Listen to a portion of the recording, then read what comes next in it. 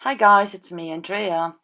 This is a series, three cards I make or made, and uh, wanted to put them into one video, but that was far too long, so I split it into three.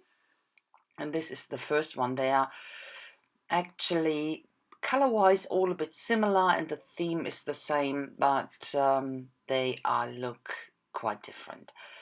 So the first thing I do here, it's actually done on very heavy watercolor paper.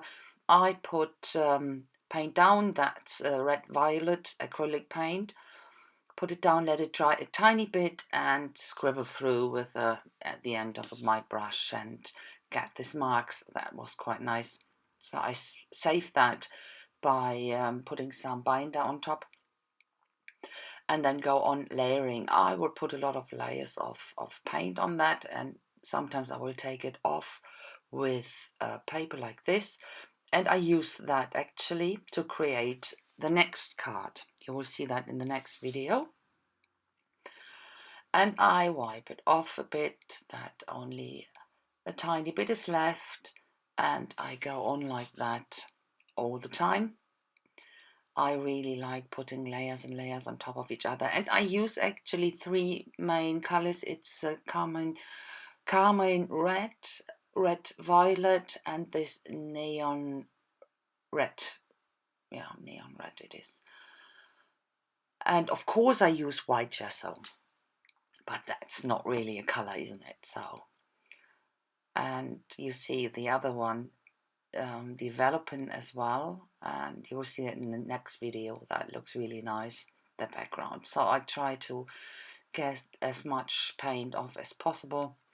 Then this is gesso with the braille put on quite heavily, but I will remove some of it again, and it will stay quite light at the end. Didn't want to have the background disturbing the foreground too much. So, oh no, that's not that one. I'm talking rubbish here. That's the first one. I made the three and I edited the videos just one after the other. So I'm sorry when I talk rubbish sometimes. Oh no, I go over with the brayer again. Another layer. Wee.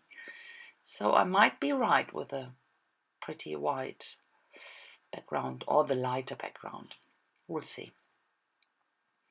Now that's the last layer, I think, of this neon. Is it? That might be. I think it's the last layer. Look, that I'm pretty happy with that now.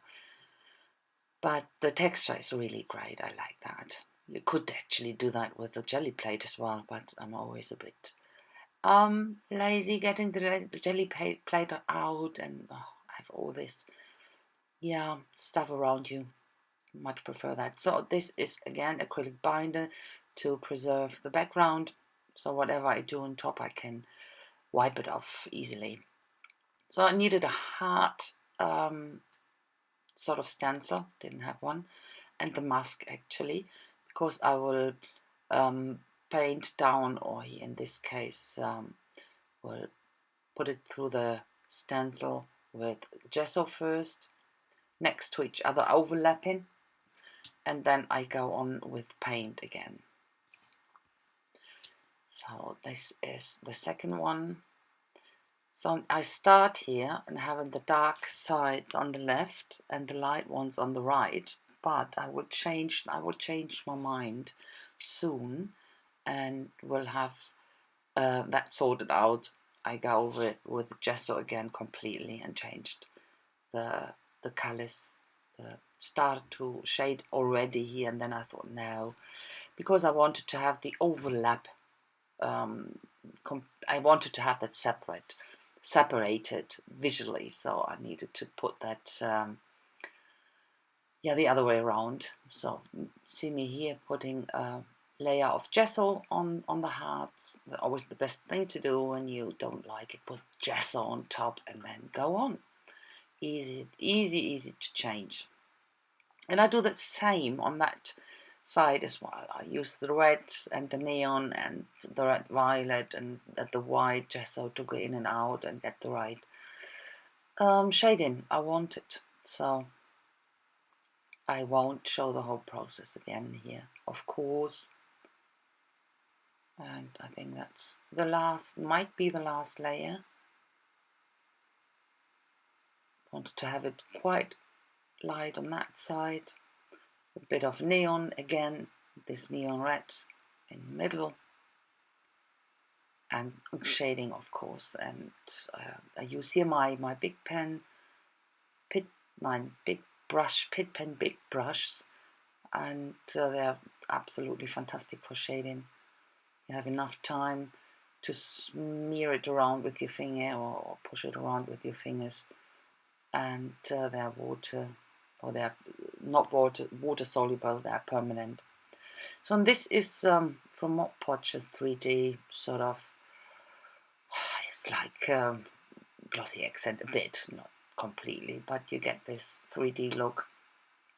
I never used it, so the first time you could see I cut off the tip, so the first time that I use it, and it's actually the same way to use the glossy accent or my triple gloss I use. So, and while that dries, that needed quite a long time to dry.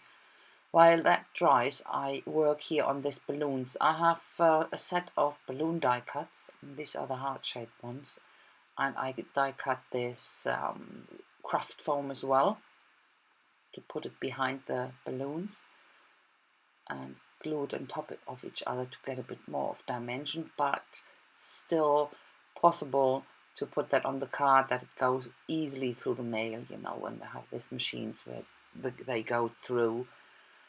So, and these are tags, brown craft tags. I will put them together with the attacher. You can see I've already done that, and glue them on top of that page.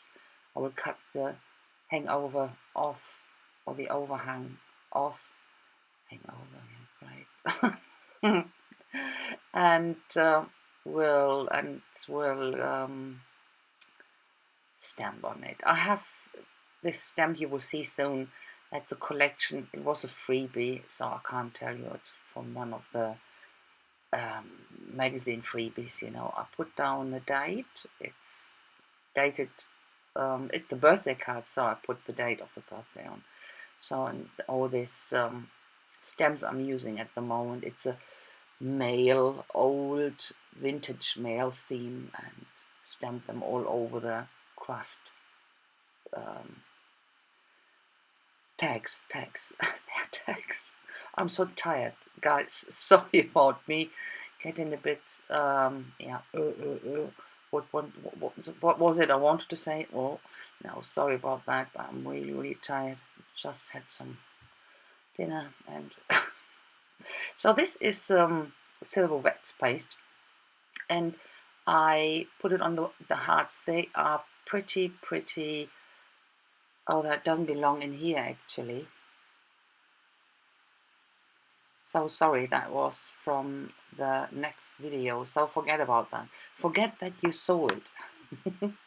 Now you will see it in the next video anyway. So this is my go-to script stamp, and I use archival ink in plum to put that down. I didn't want to have it a strong contrast. So, and the happy birthday, it's a die I have. And then I decided I need another layer of this craft tags because I wanted to have an odd number. I didn't like this too. I wanted to balance it out with that, and I use it in the same way, glue it down, and then stamp it with the same stamps, and that's it. Let it overhang, of course, and liked it much better. Yeah, that's the right place to go. But the stupid thing I did, I took it into this direction and then stamped on it. Should have done it in the other way. Yeah, but that adds a bit of interest to it. I outlined this happy birthday in white to make it a bit more pop. And a bit of shading here with my Stabilo All, I just see. So, and I will glue it down, or I will mat it on black. As again, I like to have this really strong contrast when I make cards, and black is always a fantastic contrast because I always use white card bases. You can see it here, and with black it's the best contrast. So, and that's already the close-up you will see now. I hope you will like it. I thank you a lot for watching. There will be 2 other videos coming up in this series. The colors will basically all be the same, but in a different style. So I hope you will go on watching.